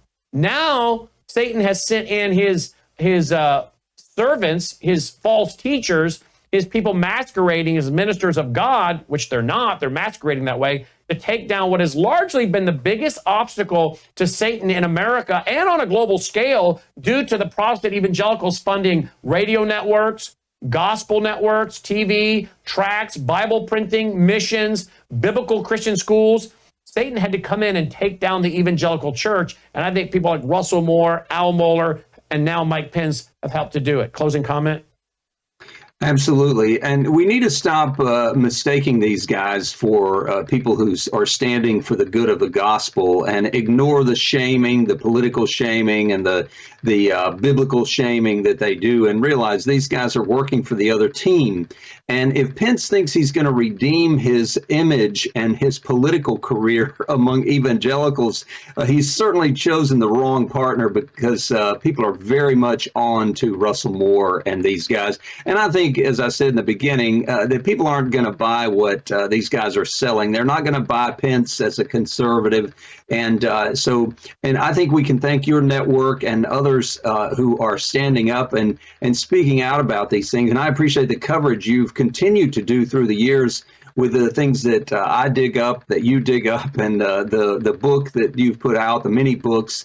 If people really want to know how all this stuff links together and see it documented before their eyes, they can reach their own conclusions and not just depend on our opinion about it. But the church is in decline, but the true church is triumphant in Christ. And I think we need to be praying for our nation. We need to be praying for our president. And we need to realize what the enemy is. These guys are trying to build the kingdom of Antichrist. Absolutely. And that is not the job of the church to aid in any fashion, on any level whatsoever. 30piecesofsilver.org, 30piecesofsilver.org. As always, Tom, our religious Trojan horse reporter, thanks for this. Appreciate the update tonight. Thanks. Take care, brother. 30piecesofsilver.org. And folks, a lot of people have stopped giving to the Southern Baptist Convention. Sadly, if you throw your money in the offering plate at your typical Southern Baptist church, about 10% of that goes back to the Southern Baptist headquarters. We have had people here that have about a dozen or more families now have, through estate planning, have put their family's estate to have a portion of their estate come to our foundation. Because they've said we can't trust to leave it to our church or many of these Christian organizations anymore, because they've gone full on social justice, social gospel, open borders, radical environmentalism. And we can't support that. And many of them have turned and said, we see your consistent and 35-year track record. And so we have put your foundation in our estate. Well, thank you for that, folks. And if you want to do that, we would appreciate it. I think we have a 35-year track record to prove we're going to stay faithful, right? The interesting thing, too, is we have several families, actually, that have said our kids have bought into the liberalism, whether it's the religious liberalism or it's the political liberalism. They mock our Christianity, our true commitment to biblical values. They mock that we listen to guys like you, Brandon. They come to our table and sit at our table for Christmas. And one lady wrote us and said, our own children sat there at our own Christmas table mocking my husband and I at Christmas dinner. And she wrote in a letter and she said, when they left, my husband and I said, we're not leaving these kids money. because we're not funding that worldview. And we have now decided we're going to put your foundation in our estate planning. That's heartbreaking, to be honest with you. I don't want to hear that. I would rather, frankly, to hear that those parents have kids they can leave their money to that will continue the history and heritage of a Christian worldview of that family. But that's where we're at today, sadly. And you know who's helped lead these people astray, these young people who are now grown adults with their own children? Many of these false teachers in our churches and church denominations. The Lord warned again and again about these wolves in sheep's clothing, false prophets, false teachers, false apostles. You go to my website, worldviewtube.com, worldviewtube.com/vault. You can join our vault. Look what I want to show you. Look what I added today. worldviewtube.com/vault. My book that I wrote in 1993. This is my second book. My first book is on the New Age is Not So New, came out in 1990. That should be added before the weekend's over. But the second book I wrote in 1993, Cradle to College and Educational Abduction, that book has now been added today. You don't need to buy this stuff. You can go online and buy some of this stuff, I think, for like, depending on the day on Amazon, I've seen them as high as a couple $100. But download and boom, there is my book, Cradle to College and Educational Abduction. We called it Cradle to College, then in the fourth printing on educational abduction. And you'll see this is a copy of exactly that, the fourth printing in March of 95, but it came out in 1993, okay? And you guys should read this to see what we were talking about, what I was talking about and warning about. America 2000, that was what George H. introduced. Bill Clinton changed it to America 2000. It was America 2000, I'm sorry, George H. And Clinton changed it to Goals 2000. And then George W. changed it to No Child Left Behind, Obama, Race to the Top, Common Core. It's all the same thing, but I've been writing on these things since the early 90s, okay? And so you can go and get this as one of the books that's now available in our vault, okay? It's available in the vault now. Let me show you another one we talked about a while ago, and that's Marxianity. Again, you don't need to go and buy Marxianity. You can. I think it's available for like $2.50 in my bookstore at worldviewstore.com. But look at this. Here's the book Marxianity, the one I wrote in 2018. It's like 300 pages. Okay? You can get that book. So all my books are now available other than One Nation Under, Cosmic Humanism. The New Age is Not So New on Cosmic Humanism. That one's still got to be loaded. But Marxianity, you can get it right now as a vault member and learn more about what we were just talking about. How Marxism has been dragged right into the mainstream of evangelical Christianity. There it is, Marxianity. How how Marxism and Christianity are merging. Okay, so check it out, Marxianity. All of that is automatically a part of your library when you join the vault. Worldviewtube.com/vault. Worldviewtube.com/vault. And by the way, when you join, you get access. You get access to over, what is now 35 years of content. Radio shows, TV shows, ebooks, audiobooks, conference DVDs, documentaries. You get all of this as part of your membership, okay, in the vault. All of these things are in there. Check it out, worldviewtube.com/vault. You'll also be able to live stream the upcoming event here in the Mid-South coming up on Saturday night, February 22nd. Just go to worldviewstore.com, worldviewstore.com. And when you go there, take a look at this. There it is. That's Saturday night, February 22nd, what we're calling our State of the Union panel with J.J. Carroll, Colonel Rob Maness, and Todd Bensman. And we're going to talk about all the things going on in our country, from our national security to our military to the Philippines coming under attack by China, Taiwan coming under attack by China, what's going on with Ukraine and Russia, what's going on in the Middle East with Gaza. We're going to talk about it all. The deportations of all the illegal invaders, opening up Guantanamo Bay to send some of these really violent illegal invaders they're rounding up. If you want to be a part of that live studio audience, the tickets are $5. We're not charging that to make money. That is just so we can get a database of people we can invite to these live events as a studio audience in the Mid-South, but also to vet who's coming into the building. So if you'd like to be here on Saturday night, February 22nd, we'd love to have you. All the details are there, including the hotels we recommend for you to stay in here in Collierville, just outside of Memphis. And if you want to fly in and be with us, Come in and see the Mid-South. Go to Graceland. Go to the Pyramid, Bass Pro Shop, whatever. And then stay in Collierville. It's about 30 minutes from the Memphis airport, and be a part of that live studio audience. Now, if you know people that are in this area, maybe tell them about it. Say, hey, go to Worldview Store. Let's put up that other URL because that www.tvstore.com URL doesn't work. I don't know why that quit working. We're trying to get it working again. Go to worldviewstore.com, please. Worldviewstore.com. That's our new URL. That other URL, they're moving it over, I think. That's why. But for now, if you want to get this, you got to go to worldviewstore.com. Okay? So tell your friends about worldviewstore.com where they can get the tickets if they live in the area. Okay? And again, I apologize. WVW TV Store stopped working because we're moving it over to a new system. But worldviewstore.com works, and you can get your tickets for that night.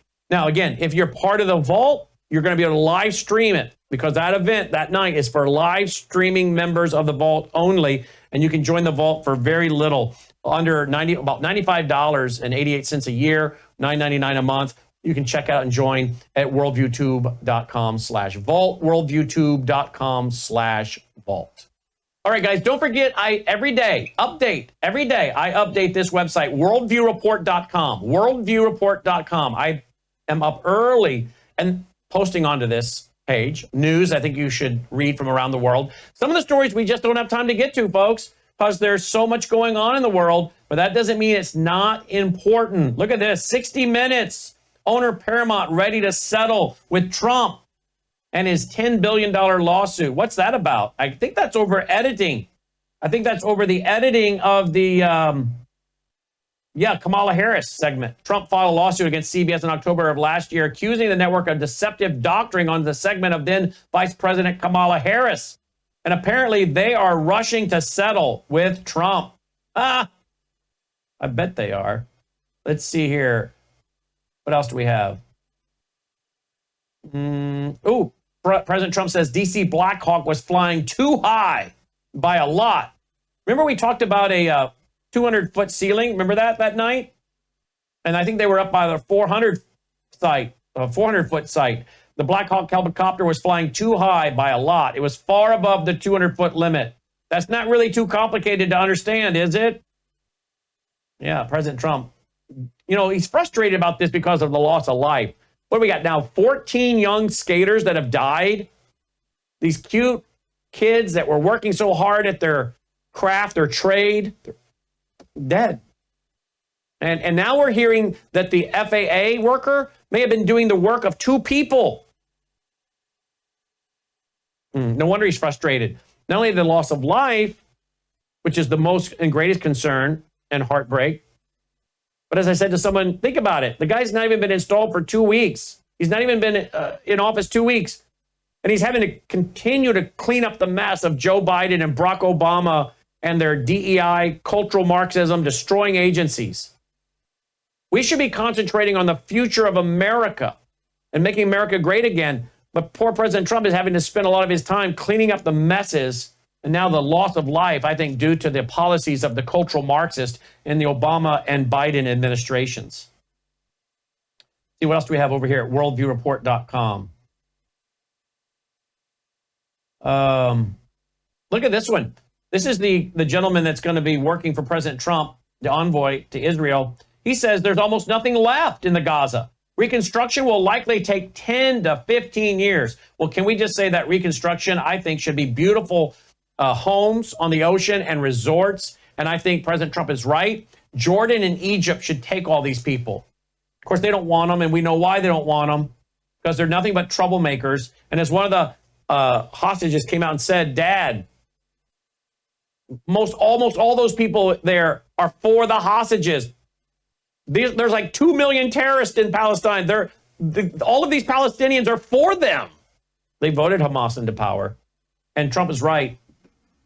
They should be cleaned out of Palestine, and they should go to Egypt and Jordan, and Israel should never let that go back to them again. There's so many stories here. Several top FBI officials are told to resign or be fired as Trump continues federal purge. Good for him. A lot of stories here at worldviewreport.com. Worldviewreport.com. Trump wants to send worse criminals, migrants, to Guantanamo Bay. Yep. Look at this one. Elon Musk is plotting the mother of all blockchains. Saw another article this evening on that. We're going to have to cover that more next week. Time won't allow tonight. But there's so many articles. Again, just because we don't have time to talk about it doesn't mean it's not important. There's just only so many broadcast hours in a day. Check it out. It's brought to you every day, free of charge. I update this page myself personally every day. Worldviewreport.com. Worldviewreport.com. By the way, if you appreciate all we're doing, here's another way to support us and your health. This is the Wellness Company, and the website is worldviewhealthcare.com. Ooh, I caught them. There you go. Worldviewhealthcare.com is the new URL we went to. You got that one, guys. Worldviewhealthcare.com. Get your free meds. We have a worldviewhealthcare.com URL, guys. Lower third. There it is. Worldviewhealthcare.com. Get your meds. Have them in place. And then you won't, let's see all this flu and stuff going around. You won't have to worry about running to the urgent care and all that because you'll have the meds you need. So it doesn't have to be a big catastrophic grid down situation. It could just be you get sick and you don't want to mess with going to urgent care to get an antibiotic. You've already got yours. You're ready to go. And you can also check out their medical plan and sign up for their medical plan that can include free prescriptions and pharmacy coaching. Their elite wellness includes free prescription and free supplements for just $99.99 a month. Doesn't take long to save that money because some of these supplements, it's just a matter of 60, 70, 80 bucks, like the spike protein stuff. That's $89.99, the ultimate spike detox. So it doesn't take long before you're saving money, folks, by joining that club. That spike support's $64.99. So check all that out, worldviewhealthcare.com, worldviewhealthcare.com. All right, I want to take you now to an interview I pre-taped this afternoon. It's about the solar generators. We get a lot of questions about the solar generators, and they're now offering a special. Tina, you know Tina, everybody loves Tina. She's the CEO and owner of worldviewtalk.com. Well, Tina has a great deal going on these satellite or on these solar generators, but I get a lot of questions about the solar generators. So I pre-taped an interview today with Brett about the solar generators. Let me bring that very quick interview to you right now before we conclude this evening. Joining me now is Brett Miller. Brett, welcome back to the broadcast. Thanks for being with us. Thanks for having me back. Appreciate you. Hey, I'm on the road today. You're on the road today. All right. Well, I want to talk to you real quick about the generators. Because they got a big sell going, and these are so important for people to have as backups. And we get a lot of people asking questions about them. And of course, we have an 866 number on the screen that people can use to ask those questions. But tell us what we need to know about these generators as security backups for our families. I have the Delta Echo 400, by the way. Oh, yeah, that's a good one. That'll power a refrigerator, I think, for maybe like 2 days, 24, 36 hours. You know, generator, what we're seeing right now across the world is catastrophe, you know, whether it's a fire, whether it's a flood, whether it's freezing weather, you know, got Arctic chills coming, you know, or it's the war, unfortunately. You know, our ability to take care of our family, to heat, to boil water, to stay warm, to stay cool, to keep food cold, you know, I mean, these are essential. We use them in our daily life. So we are offering right now free generators, you know, depending on what plan you get. We have all kinds of great deals right now, but if you buy a 2-year service plan, we'll give you a generator for free because we really want to get these in everybody's household, because just with the state of affairs and what's going on in the world, I mean, what can we really trust? I mean, hopefully Trump can turn things around, but we're seeing a lot of things happen, and a lot of families that really need to take care of themselves. I mean, if you look at the people in North Carolina, they still don't have power. You know, thankfully FEMA's just now getting there because Trump took over, but you know, they've been on their own in wintertime living in tents. You know, a solar generator, you just pop up the solar panel. You can charge all your devices. You can charge a thermal blanket. You can boil some water, like I said, heat some food. You know, there's endless amounts of things that you can do with one of these solar generators. So we're right now actively getting these out into people's households. We have the inventory. We see the demand, and we have all these great deals online right now for people to come and get a free generator if they sign up for one of these service plans. And how reasonable are these service plans, Brett? Yeah, you know, they vary, right? We're here to work with you. We know a lot of people have different needs, so you can just call us up, or we even have a chat feature. Oh, there's my dog. We even have a chat feature on our website where you can just chat with us if you don't want to call. But what we're going to do is we're going to what your needs are. the size of your family, the amount of time you think you're going to be on a satellite device, and then we're going to match you with the plan that fits your family best. Okay, so basically you're almost doing a payment plan then. Yeah, so typically we have their monthly payment plans for the satellite device. A lot of the satellite phones will give you some of these $800 phones will give you for free, or some of the Bivy sticks or $300 devices will also give you those for free. And then you just pay the low monthly service plan. And all satellite credits are rollover, so you never lose them. You keep them forever. They're always there for you. And we have a lot of great features and apps and things that you can do with these satellite phones. Set up messaging between you and your families. Some of these plans that we have, they are upfront pay. Again, it depends on the plan. I don't have the time to go through all the great deals that we have on the site with you right now, but you can just hop on the site, sat123.com, and check it out and, pick a plan, pick a device, or if you're not quite sure, like I said, give us a call. Let us help you. We're the professionals, and that's what we want to do. We're here to help. I love the fact that your satellite plans roll over. So if you have a couple months where you're not using it, those hours are being stored for you. Then if the power goes down and you're on that phone a lot for a few days, you don't have to worry because you've been banking all those minutes. So I love that. Worldviewtalk.com is the website, worldviewtalk.com. And as you know, folks, you can use that 866 number to ask questions, 1-866-738-3224, 1-866-738-3224. The Delta Echo 400. Tell me a little bit more about the solar generator I have. You said it could run a house-sized refrigerator for about 2-3 days. Yeah, if you got the 400, the EcoFlow, that's a decent size one. That's actually the one that I have too. It's a little bit heavier, but it's meant for more of a household or an RV or for a family in an emergency.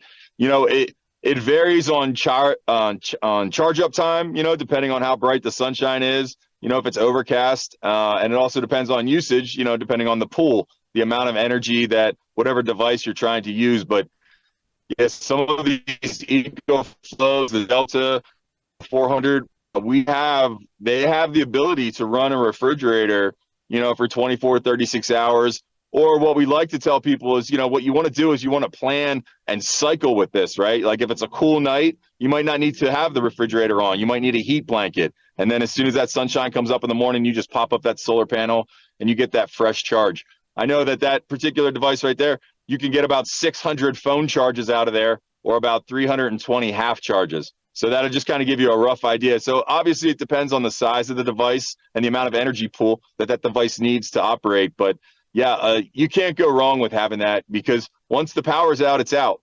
You lose everything. I've got mine in my closet. I have mine in a closet. Yeah. I have it all, if I need it, I pull it out, I would use it. I have a big Generac because of our studio. We have to be able to stay on the air. Sometimes the power goes out in the Mid-South for several days. But I want one of these because you have no guarantee there couldn't be a disruption of the natural gas line. And I'm like, I don't want to just sit here. So I have the Delta Echo 400. So at least I could power up my satellite phone, my iPad, my cell phones. Yep. I could run my coffee pot to have my coffee in the morning.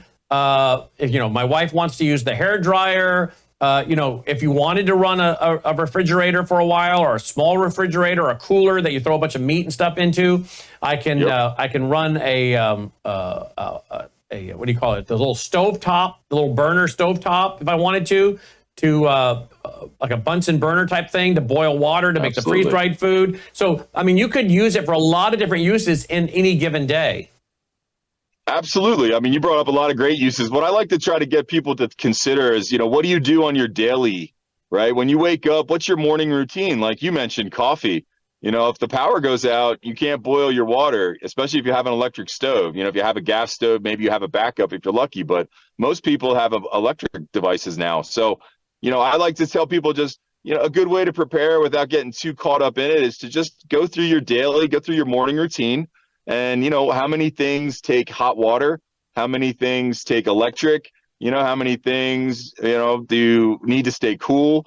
And then kind of just run an assessment and go, hey, if there were a power outage, if we happen to lose power for a day, a couple days, a week, God forbid any longer than that, how would you maintain some sort of sense of comfort and consistency in your life without, being able to just flip on the switch. And these generators are the way to do that. And the sun is always shining, well, at least most of the time. So there's always a way to power this thing back up and then, run your life in an emergency. And that's what we're trying to do. We don't want to scare people, but we want to prepare people. You can see the writings on the wall. And unfortunately, if you live in North Carolina or some of these areas, California, I mean, you may be out of a house and a home, and this may be your only power source. So, we want to just really stress to people to take the time now while you have the time, while all of these items are available, while we're offering these amazing discounts and these amazing deals. Take the time, take the opportunity, and take advantage of it right now, because when it's too late, it's too late, and you never know. That's right. And again, they're offering free solar generators with a service plan. And again, if you want full details, work within your budget, just call them. They'll work with you. This is Tina, folks. You know Tina. We've been working with Tina for a long time. She's a great friend to our program. Our audience really likes Tina. And so this is who you're working with. She's the CEO and owner of this company. So call them. They'll take good care of you. They've taken care of some of my family members. Of course, they take care of us, but they've taken care of some of my friends and my family members as well, my extended family members. Some of my family members have communicated back to me, hey, wow, they were really good to me. And so we're getting great feedback on this company, as we always have. Call them 1-866-738-3224. Talk to them. They'll explain the different products to you, whether it's satellite phones, cell phones, the bivvy, where you can text through your cell phone, use your cell phone to send a text through a bivvy up to a satellite, down to the family member that has the bivvy. They'll talk to you about the solar generators, getting one that fits within your budget and your needs. You can explain to them, hey, this is what's going to be priority to me. And then they can say, okay, based on that, this is the one you're going to need.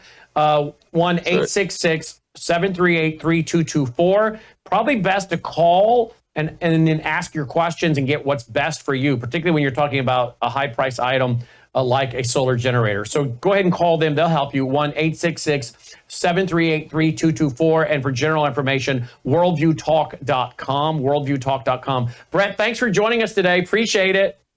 Thank you, sir. God bless you. Take care. You too, my friend. Worldviewtalk.com. Again, worldviewtalk.com or 1-866-738-3224. All right, folks, before we conclude, take a look at this. Worldviewwater.net, worldviewwater.net. You guys know I have this under my kitchen sink. This is the water I give Dolly. She absolutely loves it, drinks down to the last drop. Never had a dog that loved the water like this dog does. But that's what Nelson of Century H2O said would happen. He said, remember him telling me before I got mine installed, your dog will love it. You'll be shocked at how much water your dog will drink now because the water actually tastes really good to them. Well, I told you the other day or a few weeks ago that my wife put some ice in a cup or a glass, set it on the counter, and it melted. She came by and drank it because it's coming from the ice machine that doesn't have the filter. And she told me I could taste the chemicals. I didn't realize how we'd become so used to that chemical taste until we went to the Century H2O water. Then I went back to the unfiltered water from the ice machine where the ice melted and I could taste all the chemicals. It was disgusting. So we are really appreciating it. So no wonder the dogs do, because they can smell and taste those chemicals like crazy. So again, remember Dr. Carrie Madej, MD, one of the things she said her own one night was water. You do not want to be drinking water full of toxins, things that cause cancer.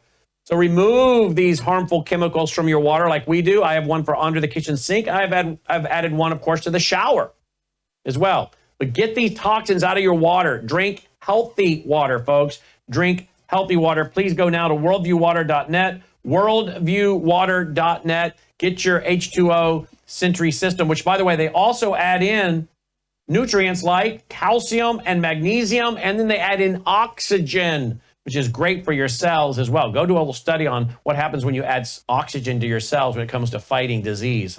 Check that out, worldviewwater.net. All right, guys, let's call it a night. Roll the music. And Lord willing, I'll be back here on Sunday night as I'm teaching through the book of Revelation. We'll start Sunday night, 8 p.m. Central at worldviewtube.com. Revelation chapter 12, verse 1. Very important chapter. It has to do with the nation of Israel, the coming of the Messiah, the fall, original sin in the Garden of Eden. So it's a very important chapter. So we're looking back into history and then forward into what Satan and Antichrist try to do to the nation of Israel. Very important study. Sunday night, 8 p.m. Central, our Sunday night church service we've been hosting for years as I teach through the book of Revelation. Lesson 29. Hey, again, if you appreciate all we're doing, worldviewfoundation.com. We'll keep pushing out all the content you've come to appreciate. Thanks again for your support. worldviewfoundation.com. Till next time, may God save America. Take care.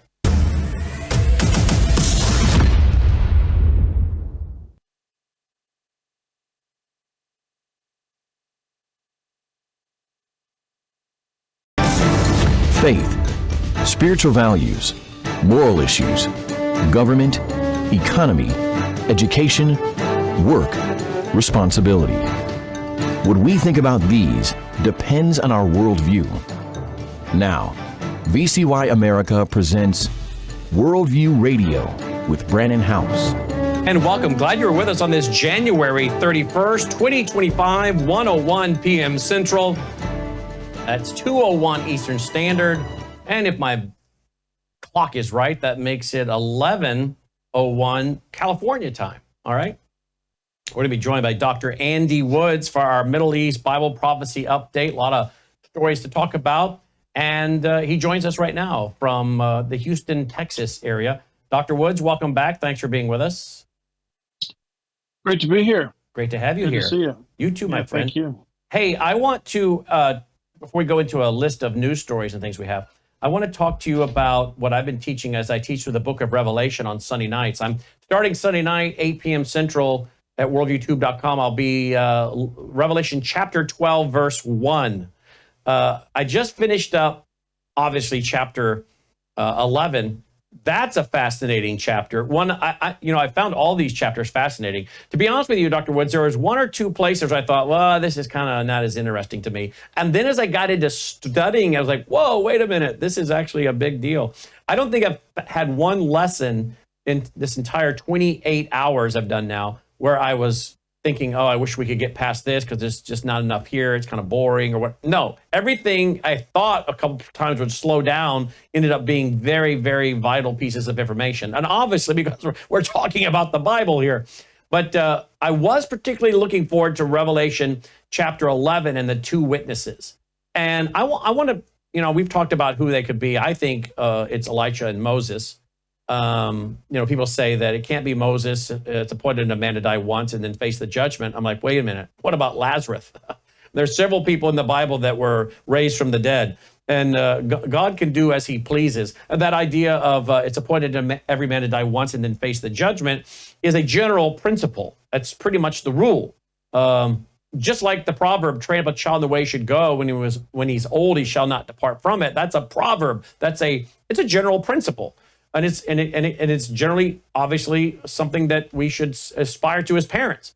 So I have no issue with Moses, having died. That to me is not an issue. Do you want to comment on that before I go into the next part of my just thoughts? Want to kind of pick your brain on Revelation 11. What are your thoughts on Moses? Well, you're right. It does say, it's appointed man wants to die and then to face the judgment. Hebrews 9:27, I think it is. But I think you're right. That's a general rule. That's all things being equal. This is how life is now going to work in the fallen world. But you don't have to get far in the Bible to see God deviating creatively, miraculously from the principle when he wants to. I mean, Enoch was taken to heaven prior to death. You have Elijah in the Old Testament taken to heaven in a fiery chariot prior to death. You have, you mentioned Lazarus. You also have those that came out of the graves when, Jesus died on the cross, Matthew 27, verses 50 and 51. As his spirit left his body, the tombs in Jerusalem were opened up. And many people that used to be dead started to walk around the city streets of Jerusalem. Of course, the rapture of the church, it's the ultimate example. There's a generation that's coming that will not die. So when you look at enough of these exceptions, I don't think Hebrews 9:27 is enough to disqualify, Moses being one of the two witnesses. Mm-hmm. You and I are in agreement, as we mostly usually are in agreement. One of the other things I talked about this week was this passage here. Now, when they had finished their testimony, the two witnesses there in Jerusalem, the beast that comes up from the abyss will attack them and overpower and kill them. And of course, I dealt with this issue of the fact that we've got this beast. That's clearly the Antichrist, separated from Satan. We see in Revelation chapter 13, verse 4, that they worship the beast and they worship the dragon. So they're worshiping both. And this is where I believe, tell me what your thoughts are, that when it says that the beast, meaning the Antichrist, comes up from the abyss, well, we see that he has had over in Revelation 13 a mortal wound, a deadly wound, a mortal wound to his head. I think he physically, literally dies. And I think that obviously his natural body stayed here. When we die, our natural body stays behind. So his soul, his spirit, I guess, went to the abyss. And again, people say, well, wait a minute, Satan can't create life. Well, he's not creating life. God is just simply allowing Satan to call the spirit or soul of Antichrist back into his mortal body. And someone would say, well, why would God allow that? I don't know. Who can know the mind of God in some ways? But I would say, if I had to guess, this is part of God's judgment. He's setting these people up, if you will. They want to worship Satan. They've already been doing the bidding of Satan. They've been told that these judgments are from God. Some theologians think at some point the heavens were opened and they could see into heaven, into the throne room, and know that these are judgments coming from God. And yet they continue to war against God. Now, obviously, we know some are repenting and they're listening to the two witnesses in Jerusalem, and so many are becoming believers you can hardly number them. But the others, they just keep hardening their heart, kind of like Pharaoh. Pharaoh hardened his heart. Pharaoh hardened his heart. And so it's kind of like God says, you want to worship Satan? You want a close relationship with Satan? Well, here you go, guys. And the Lord steps back and he allows Satan to call the spirit or soul of the Antichrist out of the abyss and retake his body. So he didn't create life. Satan's not recreating life here. And there is the appearance of this resurrection from this mortal wound. And then he takes on the two witnesses who've been prophesying for 3.5 years, shutting up the heavens from raining and fire coming out of their mouth. And the question earlier was, who can make war against these two witnesses? And now after he slays them, the question is, who can make war against the beast? And they worship him. But it says in Revelation 13 that they worship the beast and they worship the dragon. They worship the dragon. They're worshiping both. I think, Dr. Woods, what do you think? I think at this time, it's highly likely that the Antichrist has gone from being demon-possessed to being Satan-possessed, which I think helps fulfill Isaiah 14, the 5 I wills of Satan. I will be like God. I will be worshipped. I think at this point, he's Satan-possessed. What say you? Well, I do. I believe that also. I mean, first of all, the verb, Revelation 13, verse 14, he came to life. That's the verb in Greek, zaao.